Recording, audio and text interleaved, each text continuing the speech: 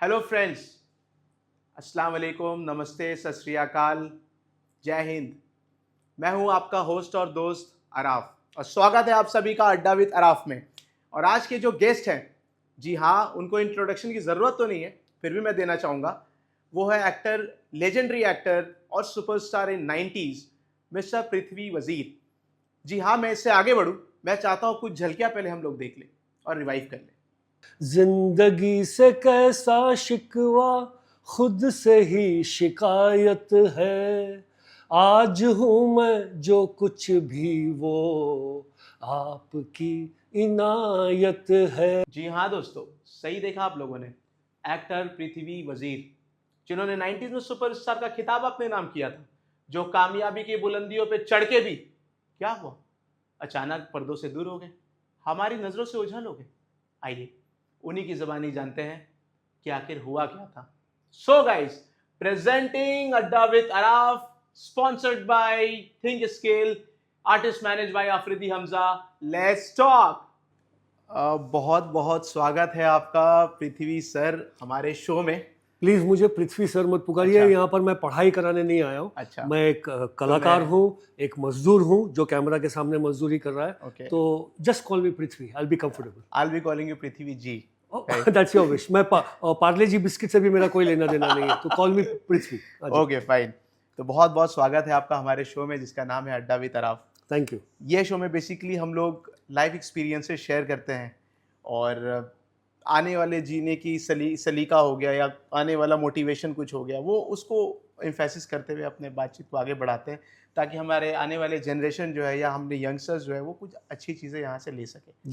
तो पृथ्वी जी, जैसे कि हम जानते हैं कि आप 90s के सुपरस्टार रह चुके हैं। आपका एक वक्त में ऐसा दबदबा था कि आपके फीमेल फैन फॉलोइंग रास्ते में सो जाया करती थी। तो I am trying to believe that I am talking with you. So मैं तहे दिल से आपका बहुत शुक्रगुजार हूँ, आप हमारे शो में आए अड्डा विद अराफ में।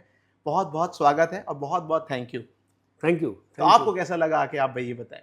मुझे बहुत अच्छा लगा आरफ। मुझे लगा कि मैं एक अपने फैमिली मेम्बर से ही बात कर रहा हूँ। आई नेवर फेल्ट कि मैं कोई अजनबी के पॉडकास्ट में जा रहा हूँ और मैं कुछ ऐसे सवालों के जवाब देने जा रहा हूँ जो मुझे बहुत डिफिकल्ट लगेगा। I am finding it very easy. Thank you so very much. ये आपका बड़प्पन है। Thank you. तो आप इतने बड़े सुपरस्टार रह चुके हैं, हम लोग को ये जानना है कि आपका इनिशियल डेज कैसा था, आपका अर्ली डेज कैसा रहा है? बहुत अच्छा रहा। मैंने मेरे हिस्से का स्टारडम बहुत छोटे वक्त के लिए देखा, लेकिन बहुत अच्छा देखा।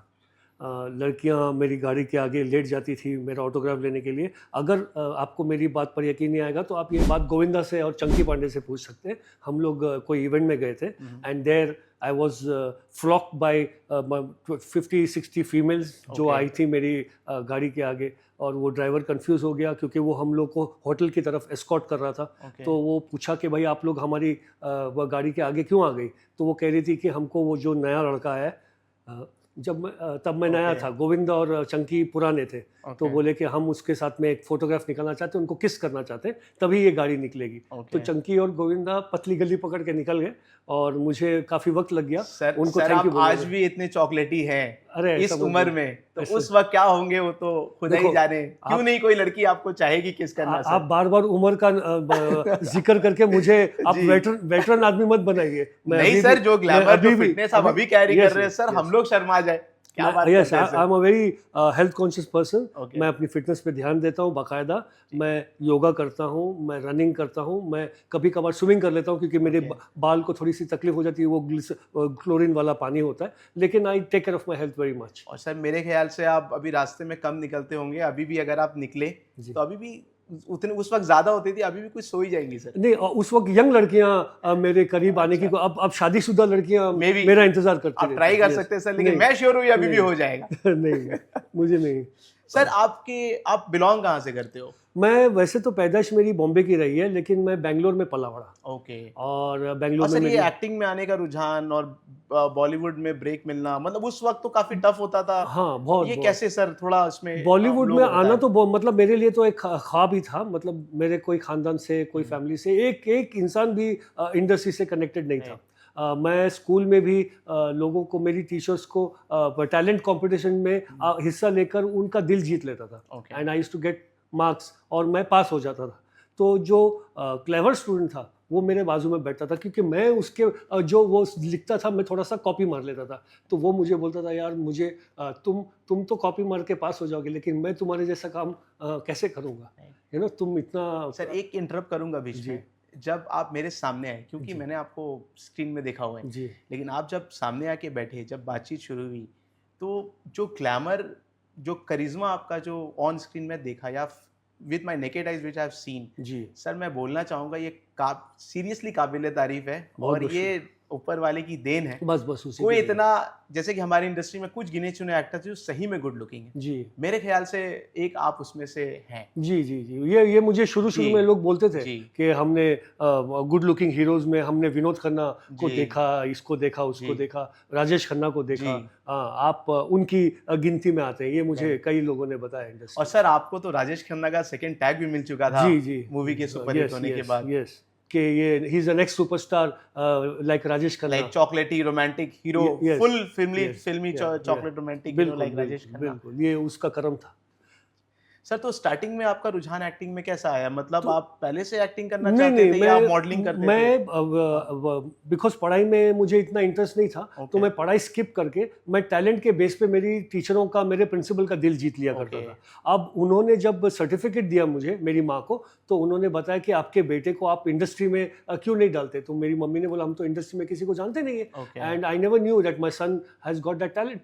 Okay. यू नो, आई मतलब मैं अमिताभ बच्चन की फिल्मों के डायलॉग मेरे स्कूल के प्रिंसिपल को बोल करके उनका दिल जीत लेता था, and he literally told my mother कि ये बहुत अच्छा एक्टिंग करते हैं, आप इनको फिल्म इंडस्ट्री में लाइए। तो मेरी मम्मी हंस के छोड़ दी।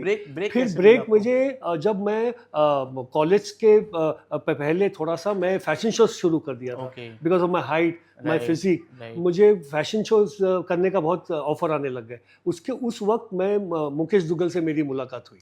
हाँ, during one of the fashion shows. जी कौन है, थोड़ा सा ये एक प्रोड्यूसर थे, बॉम्बे से आए थे, बेंगलोर में, उनको कुछ जंगल का लोकेशन देखना था, तो उन्होंने एक अपने कॉमन फ्रेंड को फ़ोन किया। वो कॉमन फ्रेंड हमारे फैशन शो में एक स्पॉन्सर था। तो वो उसने कहा कि आप इस फैशन शो में आ जाइए, मैं यहाँ पर बैठा रहूँगा, हम लोग दोनों फैशन शो एंजॉय करेंगे, आफ्टर दैट मैं आपको लोकेशन दिखाने लेके जाऊँगा। एंड वो बैठे थे, उन्होंने फैशन शो ख़त्म हुआ, बैक स्टेज में आए, मेरा फोटोग्राफ मांगा, तो मुझे लगा कि ये आदमी मेरे से कहीं मजाक तो नहीं कर रहा है, तो मैंने उनको ना बोल दिया कि मेरे पास अभी फ़ोटो नहीं है। और मैंने वो कितने जेन्युइन है जानने के लिए उनको पूछा कि आप किस होटल में रुके, आप मुझे बता दें तो मैं आपको कल आके ये फ़ोटो दूंगा। तो बोले, हाँ मैं फ़ला फ़ला होटल में हूँ, फ़ला फ़ला रूम नंबर में हूँ, आप आ जाइए, हम सुबह नाश्ता करेंगे। तो मैं जब गया तो he was really waiting for me with paratha and T and everything, और मैंने उनको अपने फ़ोटोग्राफ दिए। तो मुझे लगा कि ये पता नहीं ये आदमी मेरे में कितना इंटरेस्ट लेगा, क्योंकि इसने तो मुझसे अभी फ़ोटो मांगे, अभी तो एक लंबी जर्नी है। तो उसने कहा कि आप एक काम करो, मुझे 10-15 दिन में फ़ोन करना, मैं तुमको बताऊंगा कि मैं कितने दूर तक पहुंचा हूँ, क्योंकि मेरी ये फिल्म भी कंप्लीशन पे है। फतेह फिल्म थी उसकी पहली फिल्म, संजय दत्त था उसमें। तो उन्होंने ही आपको Yes, लाके, और हाँ। वो क्या मूवी दिल का कसूर थी? हाँ नहीं, उन्होंने मुझे रेफरेंस दिया था कि एक फिल्म बन चुकी है जिसका नाम है आशिकी। उसमें आपकी तरह एक लंबा लड़का है, टॉल लड़का है, वो भी शायद फैशन शो करता था। उसको गुलशन कुमार ने और महेश भट्ट ने इंट्रोड्यूस किया है। तो मैं चाहता हूँ कि एक म्यूजिकल फिल्म बनाओ और उसमें आप हीरो रहे। तो मैंने बोला ठीक है सर। लेकिन जब मैं बॉम्बे आया, उन्होंने मुझे बुलाया, तो उन्होंने मुझे महेश भट्ट से मिलाया, क्योंकि उनको लगा कि महेश भट्ट के पास कोई दूसरी आशिकी लिखी होगी। और महेश भट्ट ने मुझे इत्तेफाक से सड़क का सब्जेक्ट सुना दिया। अब सड़क का सब्जेक्ट उनके भाई जो रॉबिन भट्ट जो लेखक है उस फिल्म के, उन्होंने कहा कि मैंने तो संजू को सुनाया, एंड संजू ने बोला कि ये तुम किसी को नहीं देना। तो मैंने उनको प्रॉमिस कर दिया, तो sorry Mahesh, I cannot give you. His brother blankly refuse. तो उन्होंने बोला ठीक है, तुम पृथ्वी को बैंगलोर भेज दो एंड देखते हैं कोई दूसरा सब्जेक्ट आएगा। तो उसके बाद लॉरेंस ने मेरा स्क्रीन टेस्ट देखा, एंड लॉरेंस सेड कि मेरे Lawrence D'Souza was making Saajan with Sanjay Dutt, he was the director. तो उनको बस ये मिले मुकेश दुग्गल, और उन्होंने बोला कि भाई मेरे पास एक सब्जेक्ट है, आप बनाना चाहेंगे? तो बोले क्या है? बोले म्यूजिकल सब्जेक्ट है।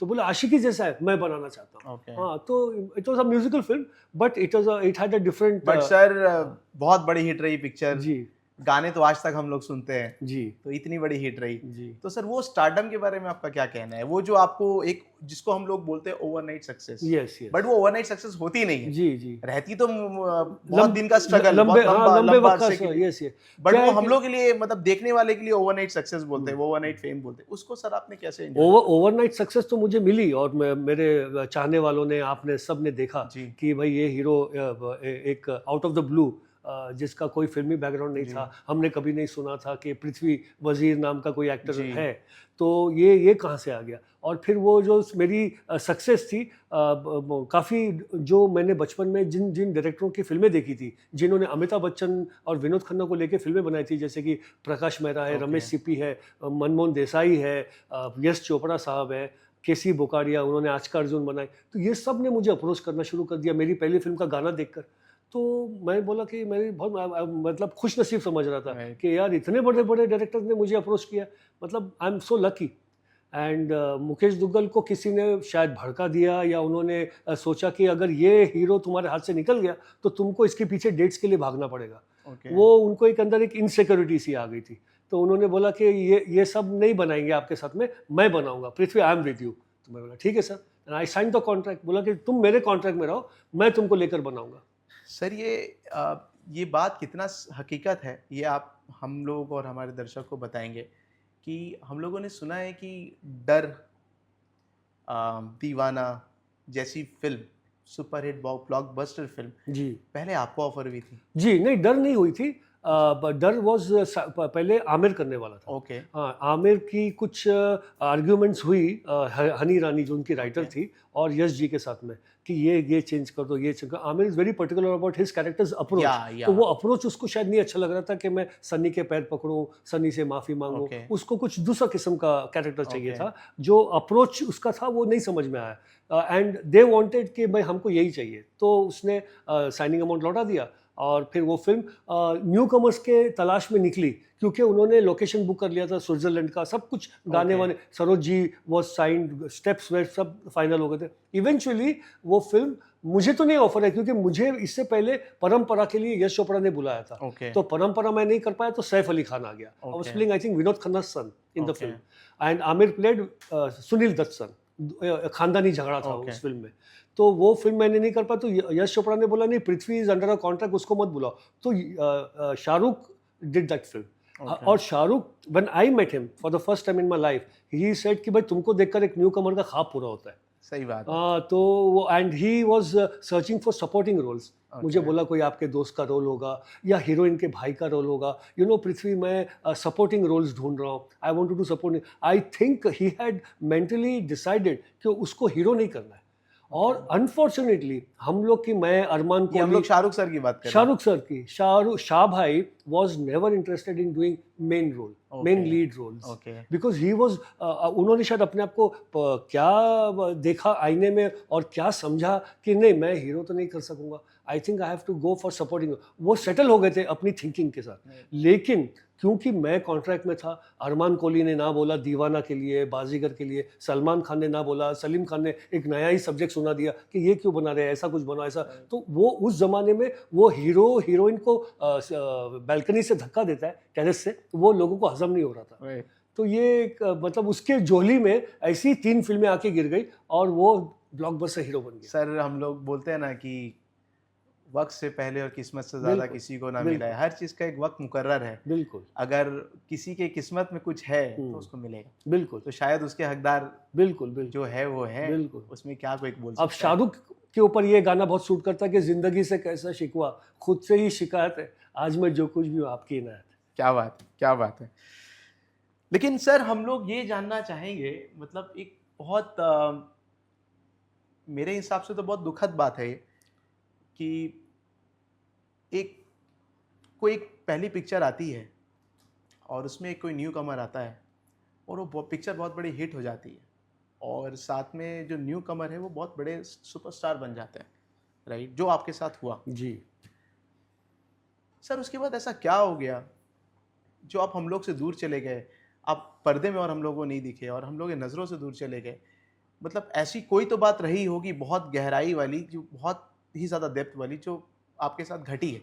देखिए, मैं आपको बता रहा था कि उन्होंने मुझे मतलब जब मेरा ये रिक्वेस्ट है आपसे कि क्योंकि मेरी फैमिली में मेरी जी, मम्मी, मेरी आंटी सब आपके फैन, ओके, ठीक है। वो आज उन्होंने यहाँ पे काफ़ी सारे सेलेब्स आते हैं, बट कभी उन्होंने ये इतना इंटरेस्ट नहीं दिखाया कि हम लोग आएँगे। लेकिन आज उन्होंने कहा है कि हम लोग जाएँगे ओके, आपसे मिलने पर्सनली। सो नाइस, तो so nice. Because they still think you as that superstar. हुँ। तो सर इसके बाद ऐसा क्या हुआ सर? ये थोड़ा विस्तार में बताएँ और अच्छे से बताएँ हम लोगों को। देखिए, ये मेरा सिर्फ़ सवाल नहीं है, पूरी जनता जानना यस चाहेगी यस, कि हुआ क्या? मैं जनता को यही बताना चाहता हूँ कि मैं एक ऐसे अजीबो-गरीब कॉन्ट्रैक्ट में फँस गया कि जिस आदमी ने मुझे लॉन्च किया, ओके, उसको एक इनसिक्योरिटी पैदा हो गई थी कि मैं अगर आपकी, इनकी, उनकी फ़िल्में करूँगा, तो उनको जब मुझे लेकर बनाना होगा, तो उनके पास डेट नहीं होगी मेरी। ओके, वो इनसिक्योरिटी थी। अब जब उन्होंने मुझे कॉन्ट्रैक्ट में साइन किया, ये कह के कि मैं तुम्हारे साथ 3 साल में 6 फ़िल्में बनाऊँगा, तुम उनकी मत करो। मैंने बोला ठीक है सर, आप बनाइए मेरे साथ, और मैंने साइन कर लिया। लेकिन मुझे ये नहीं मालूम था कि वो बंदा मुझे भी नहीं बनाएगा, लेके बनाएगा। उसने इमीडिएटली सेकंड फ़िल्म इसने गोपी किशन बनाई with Sunil Shetty instead of taking me in that film. मैं इंटरप्ट करूँगा आपको जी। यहाँ पे, क्योंकि मैं दर्शकों को पहली बार बोल दूँ कि इनका नाम पृथ्वी फ़िल्म के लिए दिया गया जी, है। मेरा स्क्रीन नेम है। स्क्रीन नेम है। इनका इनका असली जो नाम है, वो है अज़ान वज़ीर। अज़ान वज़ीर, राइट। तो सर इसको हम लोग मतलब पता नहीं इसका क्या मामला है, बट मैं इसको जस्ट आपसे पूछना चाहूँगा एक अलग तरीके से कि क्या कुछ कम्युनल पॉलिटिक्स चलती हैं फ़िल्म इंडस्ट्री में? हाँ, क्योंकि ये आप एक मुस्लिम हैं और अल्हम्दुलिल्लाह आप पाकीज़ा इंसान हैं, आप जी। इबादत गुज़ार भी हैं। तो ऐसा कुछ हम लोग क्या सोचें या ऐसा कुछ समझें या ऐसा कुछ घटना कि आपके साथ घटी है कि उसके लिए भी, या उस वक़्त का जो सुपरस्टारडम था, इतना डोमिनेंस रहता था फ़िल्म इंडस्ट्री में, क्या सबका कुछ एक म्यूचुअल अप्रोच होगा कि यार कोई एक नए बंदे को नहीं उठने दिया जाए? एक म्यूचुअल कॉन्ट्रैक्ट हुआ होगा आपस में और आपको पूरा बैन करवा दिया हो।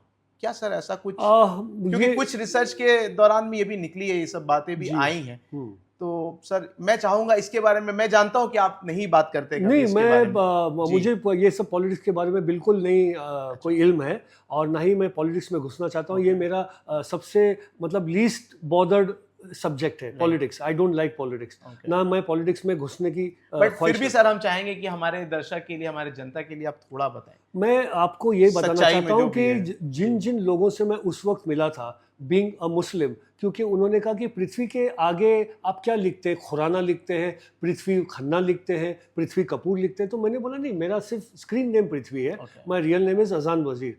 तो उनके चेहरे के एक्सप्रेशन से मैं समझ गया कि ये लोग आई बीइंग अ मुस्लिम थोड़ा-सा मुस्लिम्स को अवॉइड कर रहे हैं। ओके, हाँ, और बीच में एक और भी किस्सा मैं आपको बताना चाहूँगा।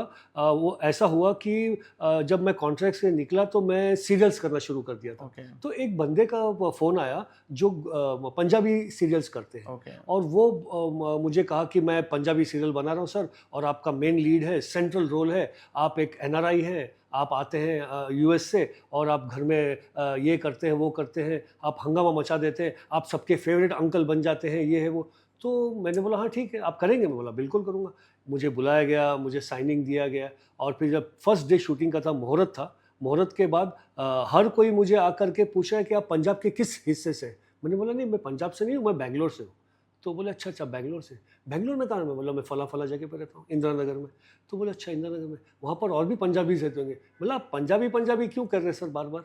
मैं थोड़ा सा क्यूरियस हो रहा हूँ, और आपको पूछना चाहता हूँ। तो कहा कि नहीं, हम ये जानना चाहते हैं कि आप कौन से पंजाबी में भी कुछ सेक्ट्स होते हैं, जैसे मुस्लिम में पठान ओके, है, ओके, शिया है, सुन्नी है, वो किस किस्म का मैं पंजाबी हूँ, उसमें घुसने की कोशिश करते हैं। तो मैं बोला आपका मैं कन्फ्यूजन दूर कर देता हूँ, मैं पंजाबी नहीं हूँ, मैं तो मुस्लिम हूँ। ओके, तो फिर वही एक्सप्रेशन बदल गया उनके चेहरे ओके, का कि अच्छा ये तो मुस्लिम लड़का है, अभी इसको कैसे हम लोग निकालें सीरियल से। तो एक उनका प्रोडक्शन कंट्रोलर आया जिसने मुझे कॉल किया था कि ये लीजिए सर आपका पर डे। तो मैं बोला पर डे, मैं समझा नहीं। बोले आज के लिए हम लोग पैकअप करते हैं आपका, क्योंकि हमारे राइटर का हमको फ़ोन आया और उसने कहा कि इनका कैरेक्टर जिस तरीके से मैं डेवलप करना चाह रहा था वो नहीं हो रहा है, तो बेटर है कि जब हो जाएगा तो हम आपको याद कर मतलब लेंगे। वो लोग इंटरेस्टेड फिर आप में नहीं थे नहीं थे, क्योंकि आप पंजाबी शायद नहीं नहीं थे, जो था वो मैं। चाह रहे थे वो नहीं थे जी आप। जी। तो कहीं ना कहीं ये सेक्युलरिज्म या कम्युनल बिल्कुल। पॉलिटिक्स हमेशा से रही है। और अगर किसी पंजाबी या किसी सिंधी या किसी Marwari, for that matter, Marwari लोग तो खैर नहीं दूसरी शादी मतलब इन एनी हाँ, अदर एनी अदर कम्युनिटी, अगर उनको शादी करनी होती है तो why they convert themselves into Muslims? Because Muslim में 4 शादियां जायज है। जी। और वो किस लिए जायज है उनको ये नहीं मालूम है, उनको दीन ही नहीं मालूम है, Right. हमारा इस्लाम ही नहीं पता। तो ऐसा क्या करते हैं वो Yes, लोग? yes, मैंने शादी करने के लिए क्या नाम, ये मतलब धर्म रिलीजन चेंज के साथ शादी करने के लिए इस्लाम कबूल किया, अच्छा। कलमा पढ़ा, और फिर उन्होंने उनसे ये कहा कि तुम भी कलमा पढ़ो and then we can get married. Sir ये तो हम लोगों को किसी को नहीं पता था। और फिर हाँ। when he wanted to get married to Sridevi, Okay. he was already married. Arjun Kapoor उनका बड़ा Okay. बेटा है फर्स्ट वाइफ से। Yes. तो उनको सेकंड वाइफ से शादी करने की प्रॉब्लम आ रही थी। Yes. तो he converted into Muslim Islam and then he became Muslim and then he got married. और वही बोनी कपूर, जब मैं उनसे किसी के थ्रू मुलाकात किया तो वो हाथ मिलाने से इनकार कर दिया because he got to know that I am Muslim. What is this? अभी आदित्य पंचोली ने भी कितने उनके ऊपर एलिगेशंस लगाए कि आदित्य को निकाला किसी प्रोजेक्ट से। Aditya was very, and Aditya is a very nice guy, बहुत Okay. उसको, he is a very misunderstood person, but I like him very much and he also likes me very much because हम लोग दोनों स्ट्रेट बात करते हैं, हम Okay. दोनों दिल से बात करते हैं। This is the fact. तो Yes. सर मतलब कम्युनिटी को क्या रिलीजन को एक कन्वीनियंस की तरह यूज किया जाता हाँ, है? बस एक कन्वीनियंस के, में। हाँ नहीं, वो उनकी कन्वीनियंस के, मतलब उन अपने हाँ, फायदे के लिए अपने वो फायदे लोग- के लिए। लेकिन जब एक्चुअली इस्लाम की बात आती है, मुस्लिम रिलीजन की बात आती है, तो वो हाथ पीछे ले लेते हैं, वो प्रोजेक्ट से निकाल देते हैं। ये क्या बात है? तो मैं वही सोचता हूँ कि why are you playing games with actors? Right, we are all here to work. Right. हम लोग काम करने आए हैं। Right. हम लोग को अगर हमारा धर्म पालना है तो हम तुम्हारे से क्यों ये बात करेंगे? हम हमारे कम्युनिटी में जाएंगे, हम Right. वहाँ हमारा इस्लाम फॉलो करेंगे। हम यहाँ सब काम करने आए। हम लोग तो कभी ऐसा नहीं सोचे, दिलीप साहब ने कभी ऐसा नहीं सोचा, राइट। नरगिस जी ने कभी ऐसा नहीं सोचा, जो भी मुस्लिम हीरो हीरोइंस पास्ट के रहे उन्होंने, मधुबाला ने कभी नहीं सोचा कि मैं सुनील दत्त के साथ क्यों काम, मैं किशोर कुमार के साथ में क्यों काम सर करूं। आप जैसे आउटसाइडर हैं जी, आपने अपना जगह बनाया है बॉलीवुड में आके, तो सर क्या फिर शाहरुख खान भी तो अभी बहुत काफी बड़े नाम पे खड़े Yes, हैं, yes, वो भी तो अरे, एक मुस्लिम है। वही तो मैं सर इसका क्या एग्जांपल आप जस्टिफाई शाहरुख करेंगे? का मैं आपको एक बहुत अच्छा एग्जांपल देना चाहता हूँ। Okay. मैं एक जिम में जाता था, उस जिम का मालिक मेरा दोस्त था, और उसके जिम में 2-3 लड़के जिम करते थे, और उनको नहीं मालूम था कि मैं पृथ्वी वजीर हूँ, Okay. दिल का केगजूर का हीरो। वो मेरे पीठ के पीछे आईने में मैं उनको देख पा रहा हूँ, वो कह रहे कि अभी ये ना शाहरुख की फिल्म आने वाली है ना, देखना ये फ्लॉप हो जाएगी। हाँ, हमको शाहरुख नहीं अच्छा, अभी ना देखना ऋतिक की एक फिल्म आने वाली है, ऋतिक की हिट हो जाए। मतलब they were discussing because of Shahrukh being Muslim and Hrithik being non Muslim. ये मतलब लोगों के पार्ट बीच है में, एक। हाँ, ये एक पार्ट है हाँ, जो पहले से चल के आया है, जी, आगे भी रहेगा। रहेगा। इसका कुछ अभी इसका इलाज Solution तो और सॉरी टू से दैट हमारी जो प्रेजेंट गवर्नमेंट है वो इसको ज्यादा उछालने की कोशिश कर रही है कि कम्युनल कार्ड प्ले करके, which is not correct, not which is not correct. because we are living in a very democratic country. Absolutely. Sir ये तो बहुत दुख की बात है कि ये आपके साथ हुआ, और आई एम प्रीटी श्योर कि जैसे पृथ्वी सर के साथ हुआ ऐसे कई सारे एक्टर्स और होंगे, बहुत होंगे जिनके साथ हो रहा है। हो सकता है हम लोग पृथ्वी सर को जान रहे हैं कि पृथ्वी सर ये आगे सामने में रख रहे हैं चीज़ों को कि क्या असलियत है, लेकिन और जितने सारे लोग हैं जो इनसे जो जूझ रहे हैं वो शायद बता भी नहीं पा रहे होंगे, या उनका कोई सुनने वाला लेकिन नहीं मुझे होगा। कभी कभी मिलते हैं, वो मुझे बताते हैं, and we all feel very sad कि ये ऐसा क्यों हो रहा है। क्योंकि सर आप एक सेलेब है, आप एक सेलिब्रिटी है, तो आपकी जो ये स्ट्रगल है या आपकी जो एक कॉन्फेशन है वो सबके सामने आ रही है, लेकिन मुझे नहीं लगता कि और सबों की आती होंगी। जी जी, ये बहुत दुख they are really going through. There are many talents, yes, many talents, like even like many more good talents, yes, than like which we have in current Lord, yeah, but they are still surviving, or they cannot even survive. So it's really a very bad, they are going through a bad phase. Yeah, I know. Very hard truth, very hard truth. Sir, आप mind मत करेंगे, एक हम लोग के team के तरफ से एक रिसर्च आई है जी, तो मैं जस्ट उसमें एक थोड़ा सा आपका एक्सप्रेशन चाहूँगा। पूछिए। ओके सर, आप सुपर स्टारडम से जब आपका स्ट्रगल शुरू हो गया, जब आपको काम नहीं मिलने लगा, तो बहुत सारे प्रॉब्लम्स भी आपने फेस किए हैं जी। तब, जो हम लोगों ने सुना है।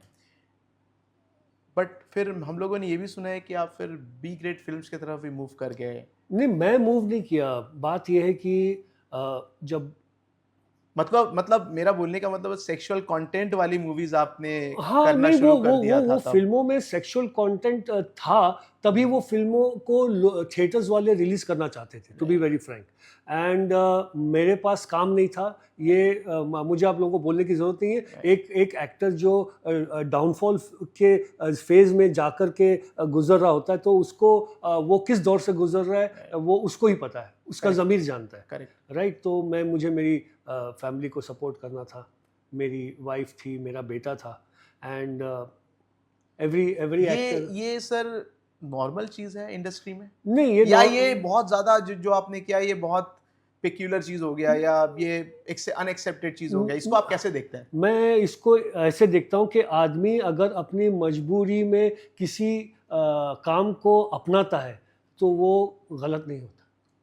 सर इसको मैं अगर ऐसे पोर्ट्रे करूँ तो कैसा रहेगा, क्योंकि आपने बी ग्रेड मूवीज करी हुई है, जी। तो अभी आपको एक ट्रेडमार्क लोग बोल रहे हैं कि अरे वो तो एक एक्टर था, सुपरस्टार था पहले, बट वो बी ग्रेड मूवीज भी करा हुआ है, तो इसको बहुत बड़ा एक टैबू काइंड ऑफ लोग Right. बनाते हैं। हम्म। लेकिन सर मैं सेम चीज आपको क्वेश्चन पूछना चाहूंगा, जो हमारी इंडस्ट्री की फीमेल एक्ट्रेसेस है जी। या फॉर से मॉडल्स है, मॉडल्स। सर उन लोगों का कैसा जिंदगी चलता है? वही उन लोगों का वही तो काम डेली नहीं मिलता है नहीं उन नहीं लोगों मिलता, को, उनको भी तो नहीं सर उन मिलता। लोगों के लिए ठीक है, इसमें आप क्या बोलना चाहेंगे? नहीं, देखो, चाहे वो लड़का हो या लड़की हो, लड़की को ज़्यादा डिफिकल्ट है काम मिलना। Okay. तो लड़कियां अपने काम को लेकर के एक्सपेंसेस है, हाँ, खर्चे हैं, मेकअप है, या एग्जैक्टली, मेंटेन करना पड़ता है। जिम है, जी। हाँ, सब कुछ होता है, पार्लर्स होते हैं उनके। लाइफस्टाइल उनको अपना मेंटेन करना यस, है, हर यस। कुछ कपड़े काम तो हैं, डेली नहीं सैलून्स आ है, रही है नहीं सर, आ रहा है। डेली मूवीज तो नहीं तो मिल रही है। They compromise the other way around, you know. Okay. उनके हाथ में मतलब आने के 1-1.5 महीने बाद ही एक एक्सपेंसिव फ़ोन आ जाता है, राइट। एक्सपेंसिव ग्लेस पहनने लग जाती है, Right. एक अच्छा बड़ा जिम जॉइन कर लेती है, Okay. You no. तो वो पैसे कहाँ से आते हैं? तो Okay. That is their compromise. हम मेल एक्टर्स जो है, हमारे वक्त ऑप्शंस कम है। हाँ, हमारे पास बहुत ऑप्शन कम है। ऑप्शन कम है, इसलिए दिख जाता है। राइट, और फीमेल्स के पास ऑप्शंस बहुत है तो राइट, दिखता नहीं इसलिए। दिखता नहीं है। Right, right. तो ये इट्स मतलब male versus female, the problems we go through is equal, because the female takes it her way, और एक मेल एक्टर अपनी तरीके से उसको लेना चाहता है। लेकिन बॉटम लाइन ये है कि मजबूरी इंसान से क्या करवाती है, that is the bottom line. कि ये अच्छा, मेल एक्टर ये कर रहा है, अरे यार बेचारे के पास अगर पैसे होते तो ये फिल्म नहीं करता हो। अगर लड़की के पास काम होता तो वो बेचारी, मैं वो बड़े बिजनेसमैन के साथ उसको गाड़ी में नहीं देखता। मतलब Right. ये है, यू नो। सर बहुत मजबूरी आपने भी देखा होगा उसके यस, बाद। मैंने हर मेरी जगह पे कोई भी कि एक्टर हम लोगों होता, ने सुना है वो स्ट्रगल बहुत टफ था बहुत आपके बहुत लिए। बहुत टफ था, बहुत टफ था। I had to sell my car, my, मतलब जब गाड़ी अच्छा वक्त चल रहा था तो अच्छा, वो भी बिक गई सर। गाड़ी लिया था, सोने की महंगी, बहुत हैवी वाली 3 तोले की चेन पहनता था मैं। Okay. मुझे शौक था, तो मैं ब्रेसलेट पहनता था, पी नाम से, पृथ्वी मेरा स्क्रीन नेम था। Okay. तो सब बेचना पड़ा मुझे, तो ठीक। यही जिंदगी है सर। जी।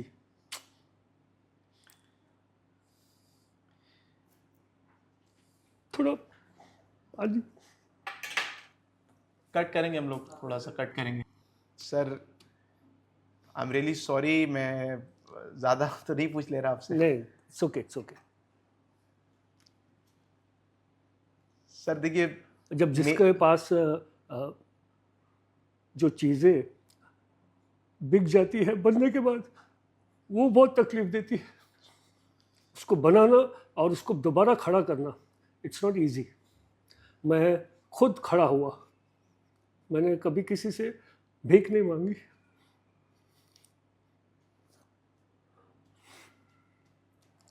सर हाँ। पानी हो। नहीं, बोलिए, आप मत इमोशनल होइए। नहीं सर, मैं भी सच्ची थोड़ा में आपका इमोशनल मूड हूँ, कुछ वो नहीं कर कर दिया। सकता। आपका सवाल कुछ इतना सेंसिटिव था कि आई could not stop my self. Sir इस बात में मैं एक ही बात बोलना चाहूँगा, वो ये है कि ऊपर वाले ने औरतों को बनाया है बहुत डेलिकेट, लेकिन मर्दों को बहुत स्ट्रांग बनाया है। जी, मर्द जल्दी रोते नहीं। जी, लेकिन अगर मर्द की आंख से कभी आंसू निकल आए सर बहुत बड़ी बात होती है। Yes yes, you can understand के इसलिए मेरे को वो इमोशन yes, सर फील मैं कर पा रहा हूँ। मैं और मेरे जैसे कितने एक्टर्स इस दौर से गुजर चुके हैं, इंक्लूडिंग जुगल हंसराज, जो भी मेरे वक्त के हैं, जी। विवेक मुशरान, मैं, रोनित ने शायद दोबारा से सपोर्टिंग रोल में कम कम बैक किया है था। उन्होंने, Yes, अच्छा yes. काम कर रहे हैं वो, लेकिन आई कुड नॉट बिकॉज मैं वेट कर रहा था एंड मैं अपने आप को, मुझे लोग कैमियोज में ले लेके मैं मतलब मेरा इमेज खराब करना चाहते थे। May be it was politically motivated कि भाई इसको अभी हम लोग को आउट ही कर देना है। तो पॉलिटिक्स इंडस्ट्री में है पॉलिटिक्स बहुत गंदी है, बहुत एंड आई कुड नॉट मतलब अंडरस्टैंड। वो लोग कभी भी चाहे तो किसी का भी करियर बैन कर Yes, सकते हैं yes. क्या? जब सुशांत जो सिंह डोमिनेटिंग जो है, Sushant Singh Rajput because of no फिल्मी बैकग्राउंड उसको खत्म ही कर दिया बेचारे को। और पता ही नहीं चला किसी को भी उसकी किसने उसकी क्या वो मैनेजर किया। थी दिशा सालियन, उसको भी मार डाला। मतलब उन्होंने, मतलब वो तो अभी भी एक रहस्य सस्पेंस बन के रह Suspense गया है। कि वो हुआ क्या Yes, एग्जैक्टली, exactly. लेकिन लोग नहीं रहे। लोग नहीं रहे। Very true. पहले उसकी जब सेक्रेटरी को मारा मैनेजर को, तो उसने कोई मैसेज किया था सुशांत को, और सुशांत ने बोला था अब अगर इसको मार डाला, ये ख़त्म कर इसको करने जा रहे तो मैं भी नहीं बचूंगा। ये उसकी बहन का मैंने किसी पॉडकास्ट में भी रिसेंटली सुना था। मतलब ऐसी पॉलिटिक्स चलती है। मतलब जान को भी नहीं समझते लोग बिल्कुल कुछ। बिल्कुल। करियर तो करियर से जान भी नहीं समझते। जान की भी कोई वैल्यू नहीं है। बिल्कुल, कि ये बंदा इंडस्ट्री के बैकग्राउंड से के बाहर से आया है, इसको ये कैसे आ गया? मतलब हम कोई एलियन है क्या? हम कोई दूसरी स्पेस से आए क्या? We are humans and talent है, टैलेंट के जोर पे आए हैं, डिजर्विंग है इसलिए आए हैं। हम आप टैलेंट से लड़ो ना सर। एग्जैक्टली, हम सरवाइव कर रहे हैं तो तुम्हें क्यों जलसी हो रही है? Why are you getting jealous? हम अगर काम कर रहे हैं, उनका तो फिर ऑरा या स्टारडम तो फिर दाव में लग रहा है ना। हाँ एग्जैक्टली, जो आपके सिनेरियो में एग्जैक्ट हुआ। बिल्कुल बिल्कुल, दैट्स व्हाट आई फील ना। अभी मैं जब पलट के पीछे मतलब मैं भी वही समझ रहा हूँ सर, आप खुल के वो चीज़ नहीं बोलेंगे, बट उतना तो रिसर्च में भी हम लोग का भी निकला है कि जब आपको रातों रात वो स्टारडम मिली थी जी, तो बहुत सारे उस वक्त डोमिनेंसी जो थी सुपरस्टार्स की, या एक बेल्ट होता है, यस, मे बी उन लोगों का कुछ डिस्कशंस या कुछ रहा हो जो अर्चना, शायद आप एक थ्रेट हो उन लोगों के लिए। अर्चना पूरन सिंह का जो हस्बैंड है परमीत मुझे एक रात मिलता है। मैं जिम से आ रहा था और वो आगे एक गाड़ी खड़ी थी, और वो गाड़ी से मैं जैसे गुजरा तो उसने हॉर्न मारा।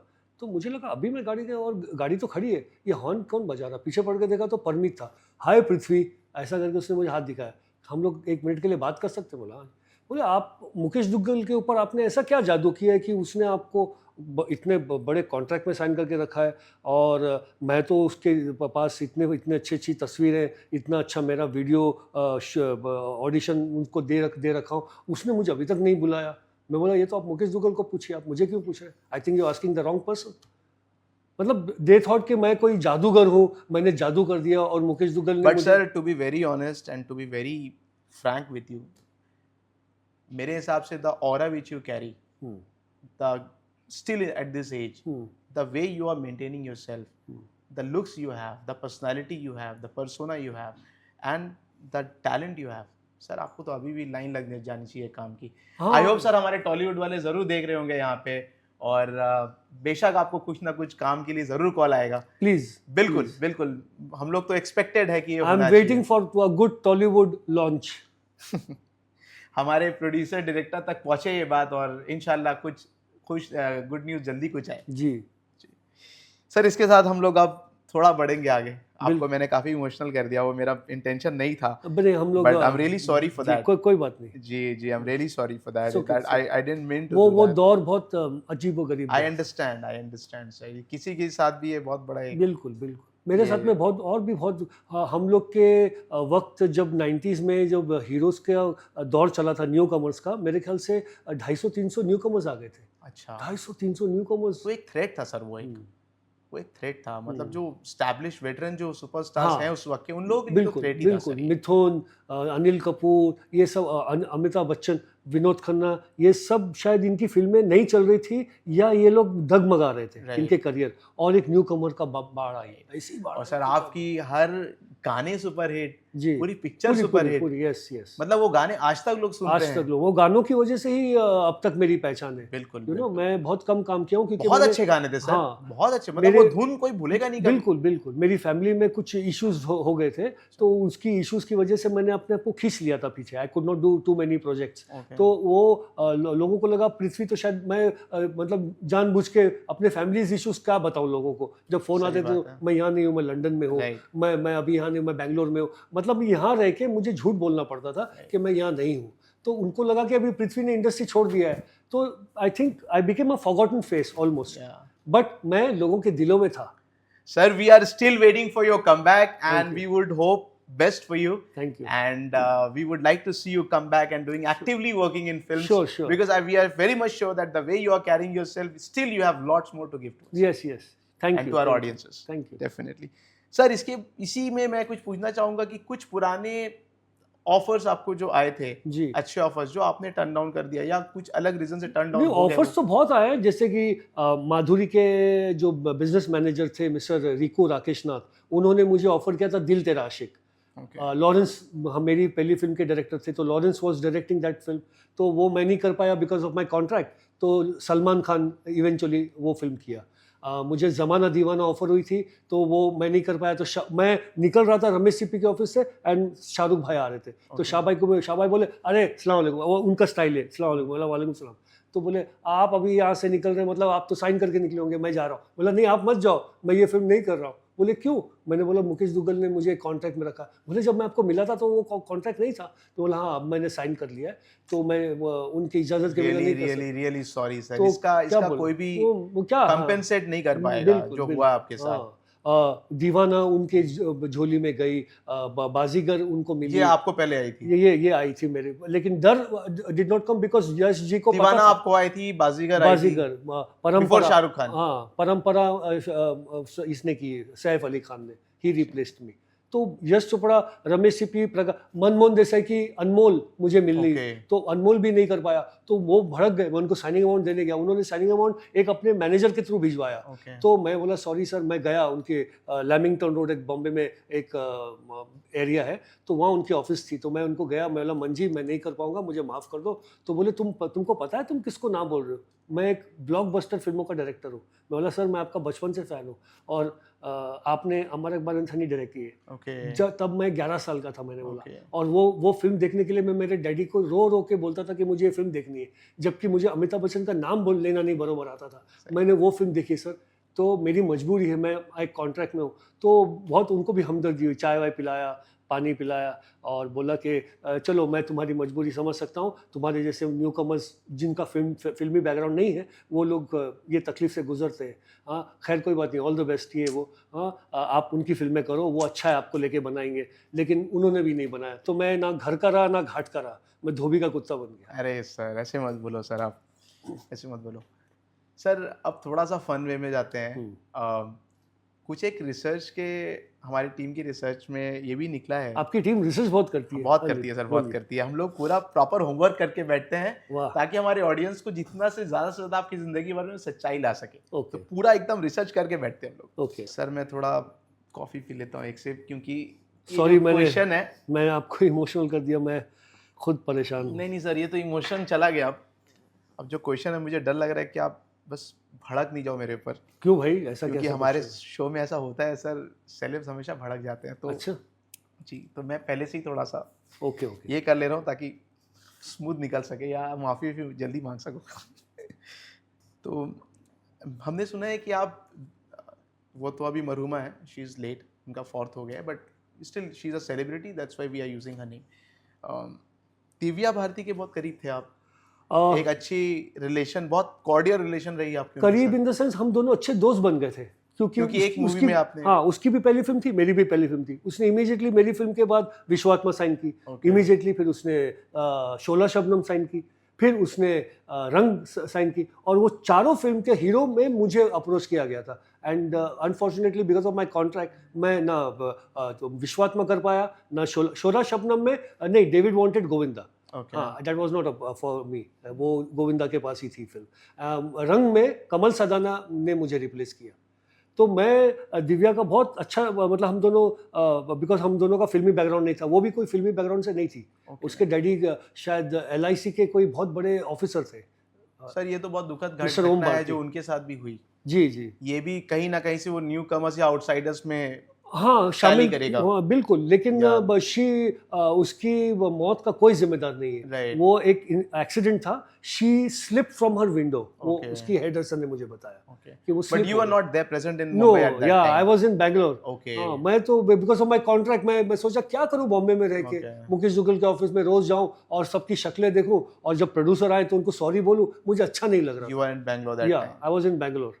सर दिव्या भारती जी की कुछ लव स्टोरी भी रह चुकी है।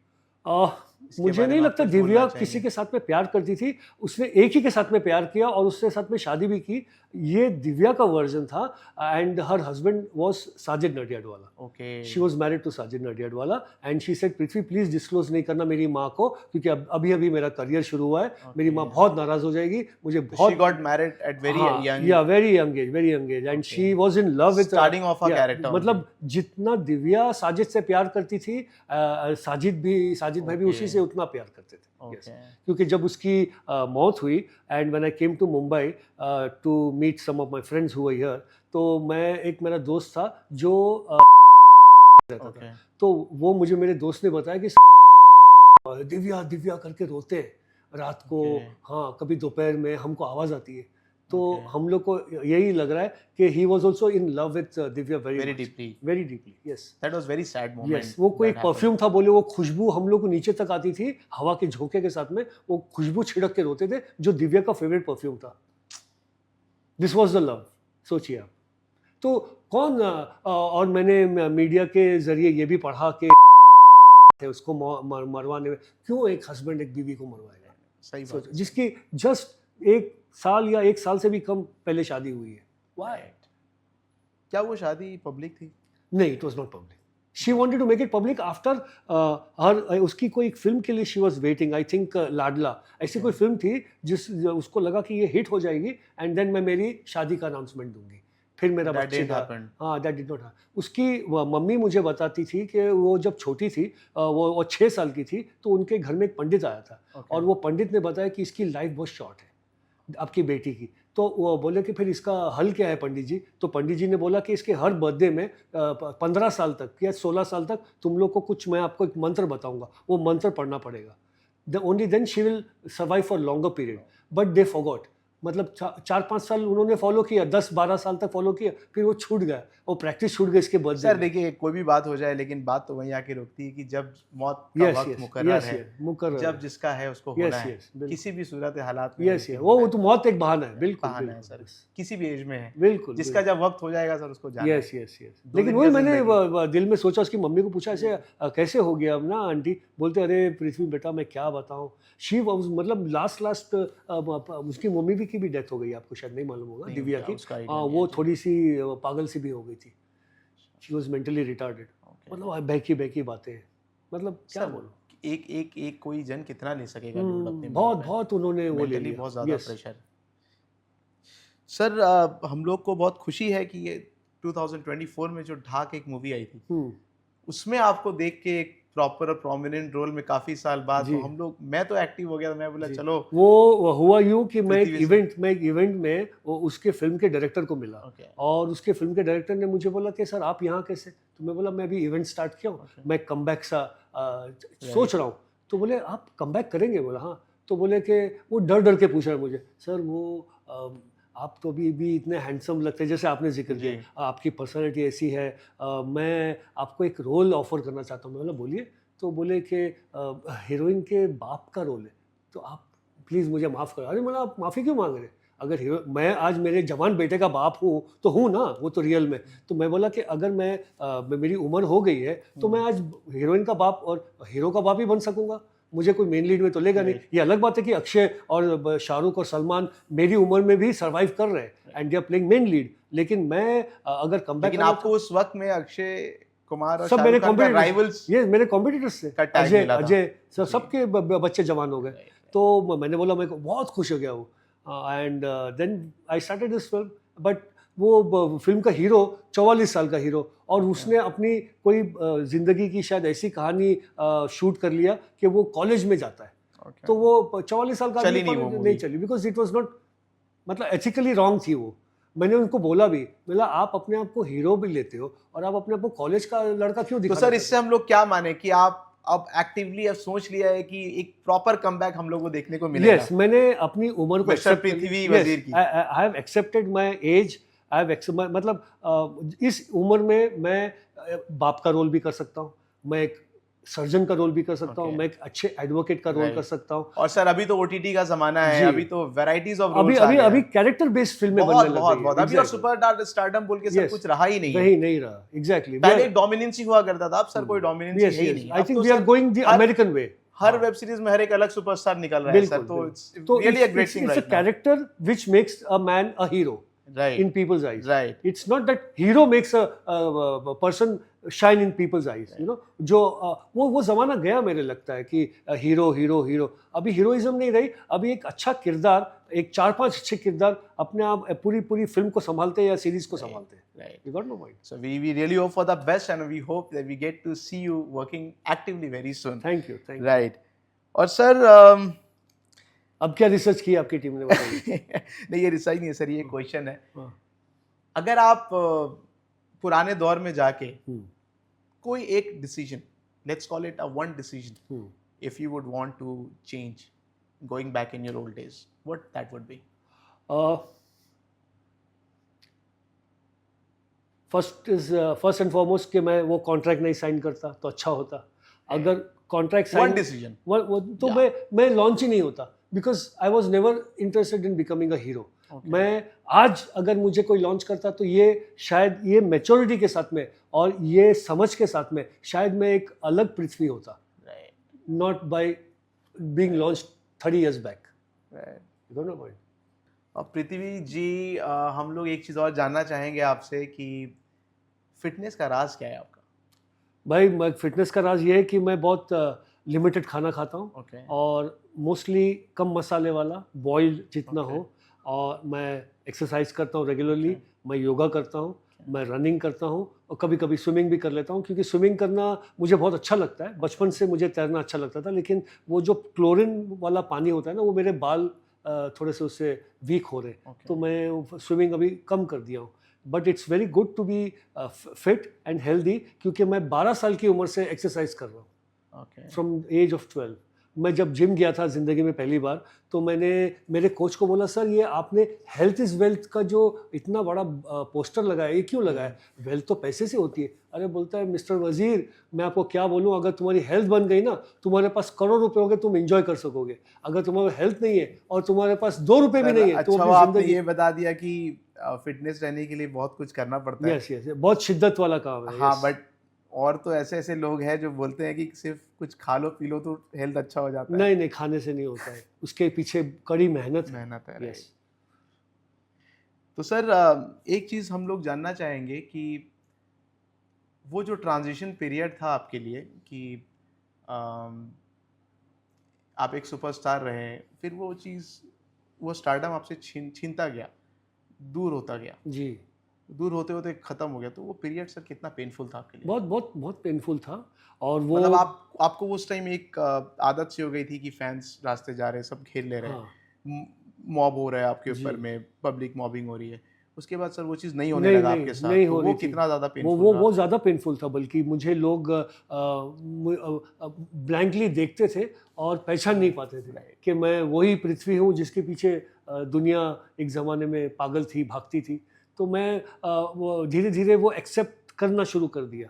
You know, it is not easy to accept failure. Not at all easy. Failure accept करना बहुत मुश्किल है। ये अमित जी और ने भी सर, शायद एक इंटरव्यू में हाँ, बोला था कि कामयाबी तो सबको अच्छी लगती है, लेकिन फेलियर को एक्सेप्ट करना बहुत मुश्किल होता है। और जो फेलियर एक्सेप्ट करते हैं वो आगे बहुत लंबी इनिंग्स खेलते हैं। सही बात सर, लेकिन ये बात भी सच है कि एक एक्टर की ज़िंदगी जो बाहर से लोग देखते हैं इतना चकाचौंध लगता है, इतना लगता है इतना चमक से भरी हुई है, जी लेकिन अंदर में उतना ही पेन है छुपा हुआ। हाँ, क्योंकि जो सक्सीड हो गए वो तो ठीक है, जो क्लिक कर गए, जो एक्टर हो गए, जो जी। स्टार बन गए, जिनको लाइमलाइट मिल गया, जो नहीं बन पाए जी सर मैंने अक्सर देखा है कि उनकी जिंदगी कहीं नहीं जाती, जी वो जी बीच में ही लटक के रह जाता क्योंकि वो लोग ने एक वो बना लिया अपने दिमाग में कि मैं करूंगा तो यही करूंगा, वो कोई ऑप्शन नहीं देख रहे. Right. I think you have to change your road when Okay. You are not successful. मैंने काफ़ी अपना अपना रास्ता बदलना चाहा. कई Okay. वक्त पर मैंने बिजनेस करना चाहा. Okay. मैंने केटरिंग का भी बिजनेस स्टार्ट किया था. बहुत कुछ मैंने करना चाहा, लेकिन जो कामयाबी एज एन एक्टर मिलती है वो बड़ी कामयाबी होती है. एंड इस किस्म के बिजनेस में, स्मॉल टाइम बिजनेसेस में आपको कामयाबी मिलती है and you survive. Yeah. You know you do, आपको हार नहीं माननी है. Yeah. कुछ एक्टर्स हार मान लेते हैं. जी. That is very difficult. Failure is not हारना. Failure is to rise up again Right. And bounce back. Right. I think that is failure. Right right, ये बात आपने बहुत अच्छी कही सर. और लेकिन सर अमूमन हम लोगों ने ये देखा है कि एक्टर्स को जो थोड़ा भी काम कर चुके होते हैं तो उनको हम लोगों ने देखा कि कहीं बाहर में जल्दी उनको कोई नौकरी नहीं मिलती. ये क्या इसके बारे में आप ये इसके पीछे मैं मीडिया को कसूरवार ठहराता हूँ. Okay. क्योंकि मीडिया, अगर मीडिया की कम्युनिटी से कोई आदमी बेकार हो जाता है तो वो दूसरा काम ढूंढ लेता है. Right. और उसको कोई लिखने, उसके लिए कोई लिखने वाला नहीं होता, उसको नीचे दिखाने वाला कोई. लेकिन जब एक एक्टर एक नौकरी पकड़ता है तो वो ये नहीं लिखते कि ये मजबूरन बेचारा नौकरी कर रहा है. अरे इतना बड़ा एक्टर था, आज ऐसी नौकरी, उसको नीचे गिराने की कोशिश करते. सर अभी अगर आपसे मतलब जब ये पूरी चीज़ें हो गई आपके साथ, जी वो आपका डाउनफॉल जब खत्म हो गया, आप कहीं ना कहीं आप अपने आप को एडजस्ट आपने कर लिया कि जी. चलो अब ऐसे ही चल रहा है. हम्म. तो सर कभी ना कभी लोगों से मुलाकात तो आपकी होती ही होगी, जी कोई ना कोई आपसे पूछते ही होंगे कि अभी आप क्यों नहीं दिख रहे हैं, क्या हुआ. सर वो सब क्वेश्चंस कितना आपके लिए बहुत hurtful बहुत रहता था? बहुत हर्ट करते हैं. और वो क्वेश्चंस मैं बार बार अपने माइंड में यही दोहराता रहता हूँ कि मैं बिकॉज अपने आप को खींच लिया था इंडस्ट्री से. मुझे कैमियोज मिल रहे थे, मुझे कोई अच्छा किरदार नहीं दे रहा था. Okay. तो मैं सोचा था कि इसके पीछे कहीं ना कहीं मेरी भी गलती है. Right. मैंने अपने आप को क्यों खींच लिया.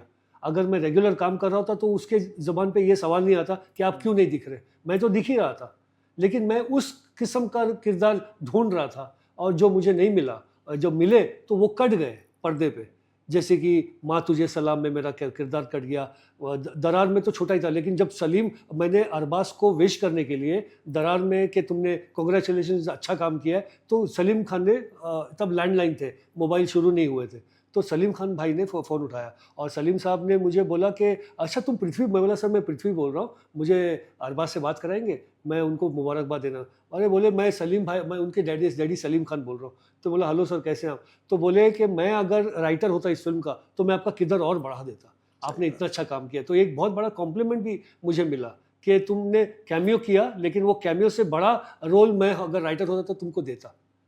सर अभी एक मूवी आई थी, काफ़ी फेमस हुई है और काफ़ी बड़ी हिट रही है, उसका नाम था सैयारा, जिसमें आहान पांडे जी चंगी पांडे के भतीजे ने उन्होंने डेब्यू किया था. yes. डेब्यू किया है.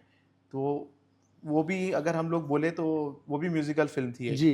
तो म्यूजिक गाने सारे सुपर जी, हिट रहे जी. हैं उनकी, और पिक्चर भी काफ़ी सुपर हिट रही है. तो सर अगर आपको अभी कोई एक सजेशन तौर पे जी यंग एक्टर्स को बोलना अगर हो, कोई सजेशन देना हो, जिसको ये बोला जाता है कि you are the next big thing with a taboo, you're the next big thing, right, by the industry. So what do you have to say on that? I mean, how do they look towards it? I mean, मतलब मैं एक new कमर को यही suggestion देना चाहूँगा कि तुम don't get carried away with stupid compliments. ये कॉम्प्लीमेंट्स आपको आपका करियर नहीं बनाएंगे. हाँ, आपको अपने खुद सोचना है और खुद अपनी स्क्रिप्ट पसंद करनी है. और आपको कोई भी कहेगा कि ये फिल्म आपके लिए अल्टीमेट है, आप इससे बहुत बड़े स्टार बन जाओगे, आप नेक्स्ट शाहरुख खान बन जाओगे, तो वो गलत हो जाएगा. उसमें जाना बेवकूफ़ी होगी. इससे बेहतर है कि काम में ज़्यादा ध्यान. बिकॉज शाहरुख ने एक दौर देखा है और ये न्यू कमर एक साल पुराना, उसने क्या देखा है. इसमें इंग्लिश में कहावत है कि experience runs a dear school and fools try to learn in it. नए जेन जी है, उनको लगता है कि ये किताब है, हम कभी भी खरीद के पढ़ लेंगे, लेकिन इसके लिए वक्त गुजारना पड़ता है. Correct sir. Sir new generation में एक्टर्स में आपको अभी आपका फेवरेट कौन जा रहा है? न्यू जनरेशन में मुझे सबसे बेस्ट एक्टर मेरा बेटा लगता है. हाँ, यस, क्या नाम हो गया सर उसका? नहीं, उसका नाम नहीं हुआ, वो he is my hero. Okay. बाकी जो मुझे न्यू कमर्स में कोई नहीं भाता है. Okay. You know I feel that they are just surviving. फिर भी एक्टिंग वाइज सर अगर आपको किसी का एक्टिंग अच्छा लगे. I like Ranbir Kapoor. Ranbir Kapoor. Next is Ranveer Singh. ये दो ही मुझे बहुत डेडिकेटेड लगते हैं वो towards their genre. Ranbir Kapoor की कोई ऐसी पिक्चर्स है जो जिसने मुझे रणबीर कपूर की एक तो उसने संजू दत्त की बायोपिक की थी. संजू, हाँ वो बहुत अच्छी लगी मुझे. एंड एनिमल में उसने बहुत अच्छा बढ़िया, बहुत उम्दा काम रहा सर. यस, शायद उसकी वजह से ही ये फिल्म हिट हुई थी. Definitely. Yes, out of the box उन्होंने उसमें परफॉर्मेंस डाला है. Nobody expected. No sir. At the end of your career, I hope still you have long way to go, and we'll definitely get to see your comeback. So by the end, how do you want people to remember you? Still they are remembering you, Dil Ka Kasoor, Dil Ka Kasoor, Dil Ka Kasoor. But as a person, how do you want them to remember you?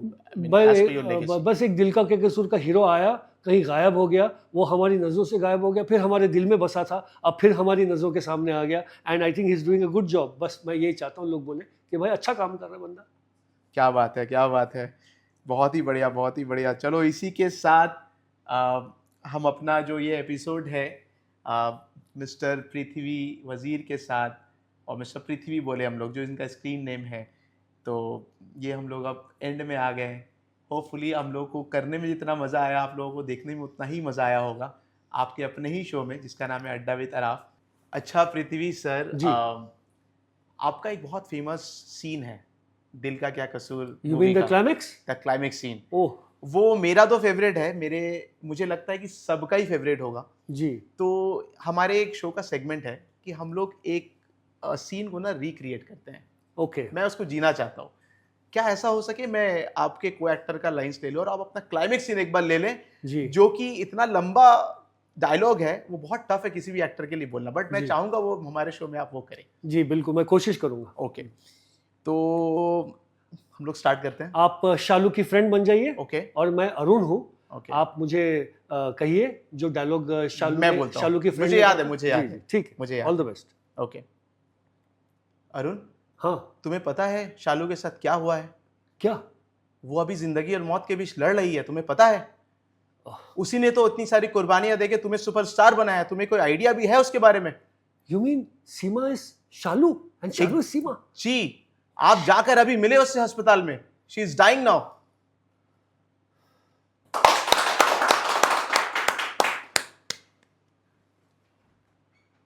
शुक्रिया, मेहरबानी, इनायत. दोस्तों, मैं जानता हूं कि आप लोगों का प्यार इन शब्दों से भी कहीं बड़ा है. मेरी आवाज़, मेरा संगीत तो आप लोगों के प्यार का कर्जदार है. एहसानमंद है आप सबका. शोहरत के इस आसमान पर आप लोगों ने मुझे चांद बनाकर टांग तो दिया, लेकिन मैंने भी हमेशा आप लोगों को सितारे बनाकर अपना साथी, अपना दोस्त समझा, क्योंकि मैंने खुद को कभी आप लोगों से अलग नहीं रखा. लेकिन कल रात मैंने सच्चाई के आने में खुद को देखा. पहली बार मैंने तालियों की गूंज में किसी की सिसकियों को सुना.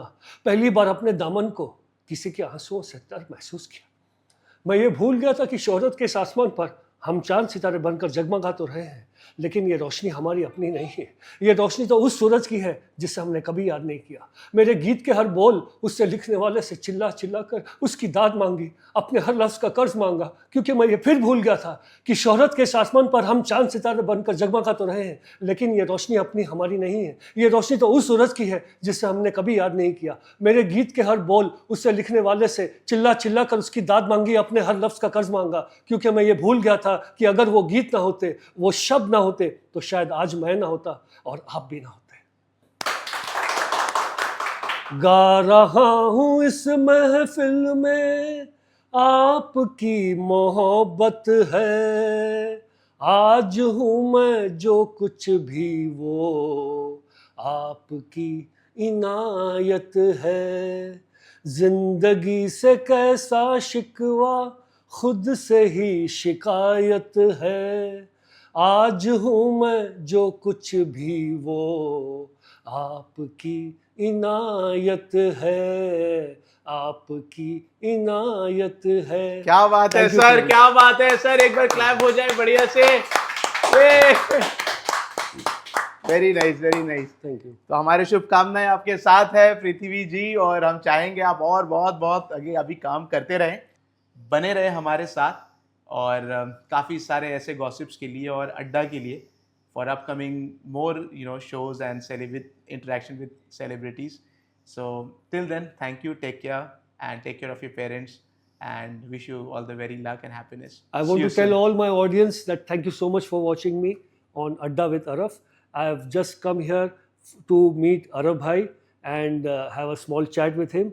I hope आप लोगों को अच्छा लगा होगा मेरे करियर की जर्नी, मेरे करियर के किस्से, मेरे करियर की कहानियाँ, मेरी फिटनेस की जर्नी। आप लोग भी फिट रहिए, अच्छा खाना खाइए, तंदुरुस्त रहिए, खुश रहिए, सुखी रहिए। Thank you so much.